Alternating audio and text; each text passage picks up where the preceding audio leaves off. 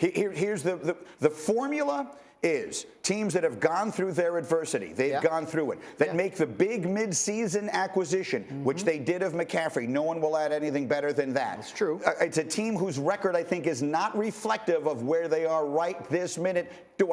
Can I hear an amen from Graziano? No, I'm with Mike Tannenbaum. I think the 37-point road victory over the previously 8-1 team is a lot more impressive result. Look, if the 49ers have a playoff game against the Arizona Cardinals or another team that is just as ambivalent about tackling as the Arizona Cardinals are, then I think they've got a really good chance to go to the Super Bowl. But unfortunately for them, in the playoffs, you do play the better teams, such as Minnesota, who Dallas went in and absolutely thumped, again, in their building.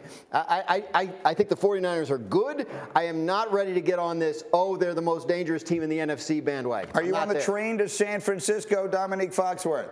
I can't believe that this argument is between Dallas and San Francisco. You're being so disrespectful to Philadelphia. Like, I think that Dallas is very good. But what Philadelphia has done so far this season has been impressive. Yes, they're in a bit of a lull, but they'll come out of it and play well towards the end of the season. But it's certainly not the 49ers. I got them as potentially a Final Four team. However, it comes down to the quarterback spot. And the guy you see right there, Jalen Hurts, is playing quarterback throughout the course of the season as well as anybody. And I trust him to take a leap and play well in the playoffs more than I do Jimmy G to make those plays when you need your quarterback to make some plays. I understand that. Jimmy G remains the most confounding player to classify in the entire NFL because all they do is win when he plays. Why are you shaking your head like that? I don't think he is. I think he's a solid quarterback that eventually is going to either get injured or make a play that gets you beat. I think that's what he's proven to be. And the 49ers know this, which is why they aggressively traded up to draft his replacement 2 years ago. And now they're going with him. They're putting as many great pieces around him as they possibly can to prop him up and hope that it finally works this time. It is remarkable when you think about it, Mike T, as a person who majored life in team building and all of that.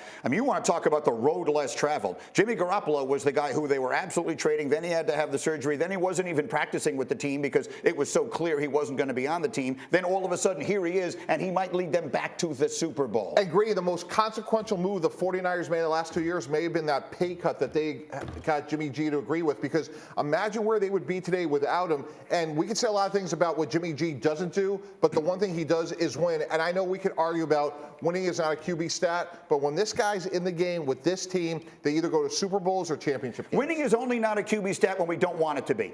Like winning, Dominique, winning is, as a QB stat, is the most conveniently used statistic in the world. It can mean whatever you want it to mean. The reality of it is, if we're going to give other quarterbacks credit for winning, we cannot take it away from Garoppolo. When he plays, they win. It is a pretty simple formula. We still can take it away from Garoppolo. I think that he played really well last night, and we should be impressed with him, and we should celebrate that. But when the reason why you lose is because of your quarterback, I think it's unfair to then count games that they won last year, despite him, as like a credit to him as a player. I feel terrible, like, talking bad about him after he played well last night, but we know who he is. He has the capability to play that great in those situations, but he also has the capability to do what we saw him do in the playoffs last year.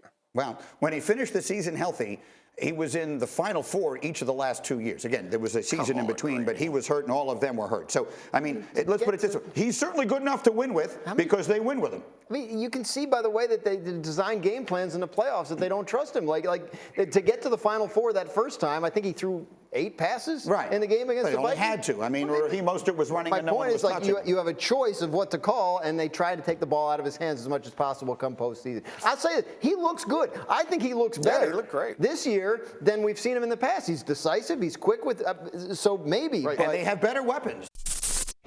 Thank you for watching ESPN on YouTube. For live streaming sports and premium content, subscribe to ESPN+.